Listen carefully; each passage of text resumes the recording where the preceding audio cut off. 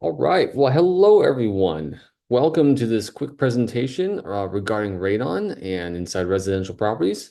My name is Sean. I am with Sasquatch Health District. So let's get started, shall we?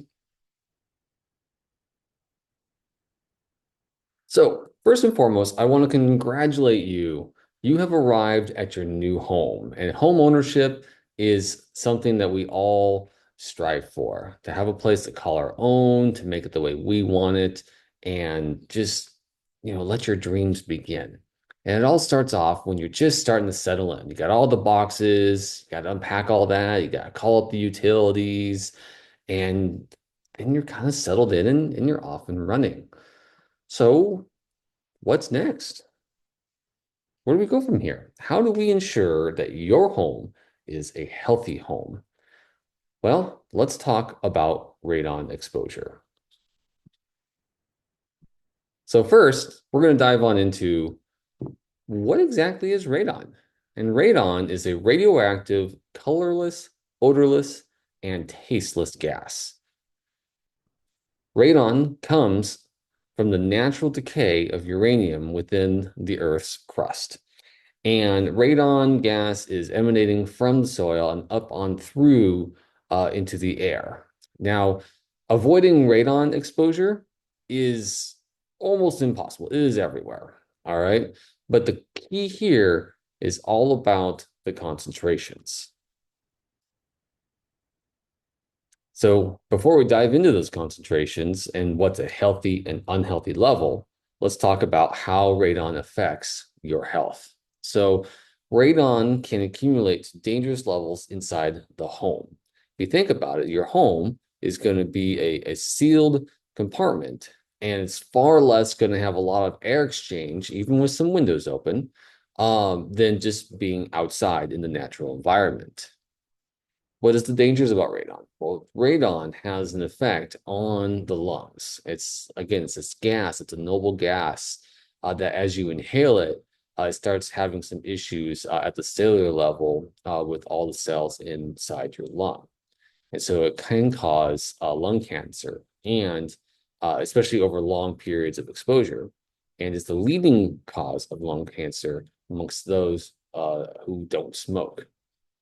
Um, and in addition, even if you do smoke, you are now at a greater risk of lung cancer. So, smoking and radon exposure kind of stack up together to create this increased probability of lung cancer in the long term.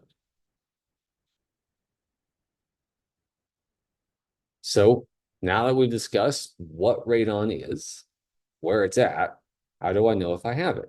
Well, testing. And testing is fairly straightforward.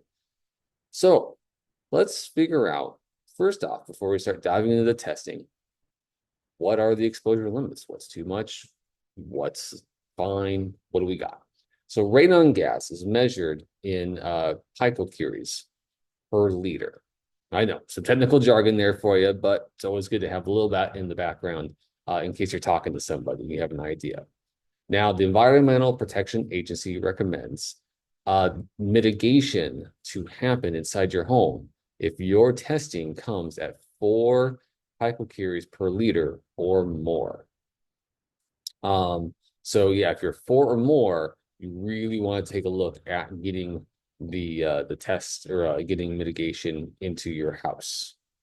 If it's between 2 and 4, it's slightly elevated, and the EPA would strongly recommend mitigation efforts, but it's not as severe as if it was over 4.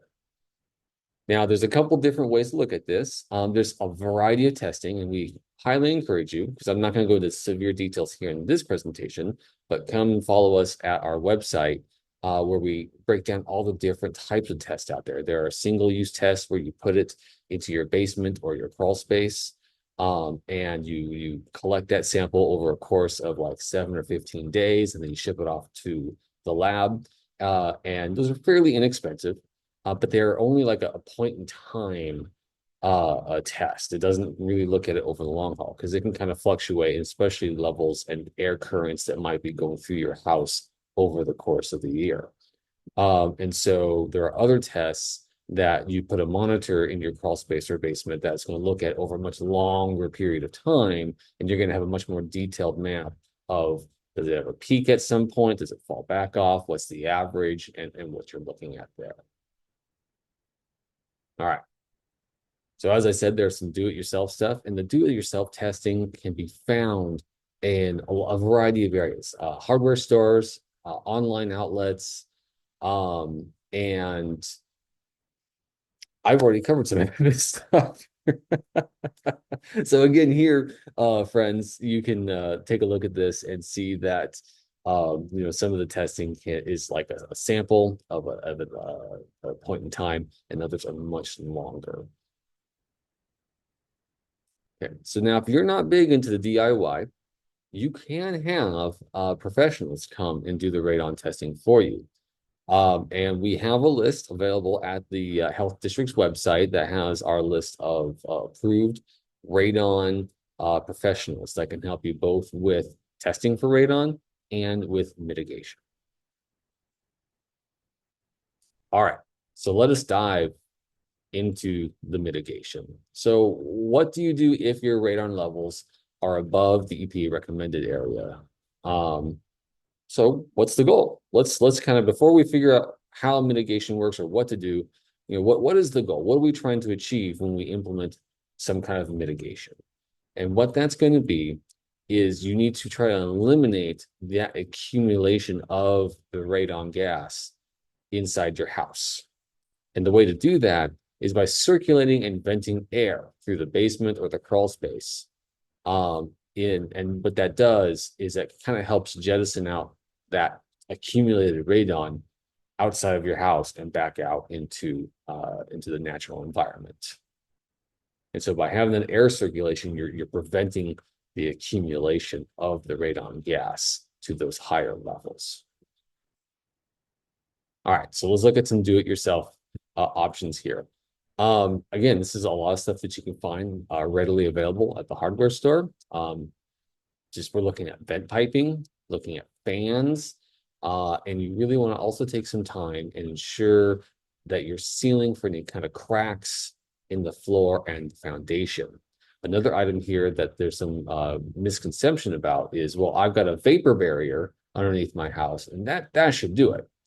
It might help a little bit, but ultimately, a vapor barrier's main job is just to protect excess vapor and moisture from going up from the ground and causing a bunch of other issues such as mold and rot underneath your house. And so the key thing here is a radon vapor barrier or radon barrier is fully sealed from edge to edge of your house, and you've completely covered it. So there is no holes in that barrier to come on up. A lot of Bisqueen and other vapor barriers are going to have a lot of little pockets of holes and things like that, and the radon is just going to kind of enter in through those areas. So double check for sealants in your foundations and openings. And of course, if you are not feeling up to the DIY stuff, the same professionals, as I mentioned, that can help with the testing can also help with mitigation efforts and installation. So I know it feels daunting. This is one more thing you have to think about. I know when you looked at the house, you probably looked at lead paint, and you probably looked at lead piping if the house is older, asbestos in the walls or up in the ceiling, and different things like that. And radon is still relatively a new item that people are starting to take account for. So, but I wanted just to kind of reiterate and encourage you, you got this. Easily testable, easily preventable, and it's good to have that nice, healthy home. So again, I want to come on back to the beginning and just say, welcome home. I'm so happy that you have found a home that you can plant your roots in and grow. And we want to help you with all the resources that we have available, such as information and directions to help your home, your dream home, become a healthy home. Thanks for tuning in, and I hope you have a great day.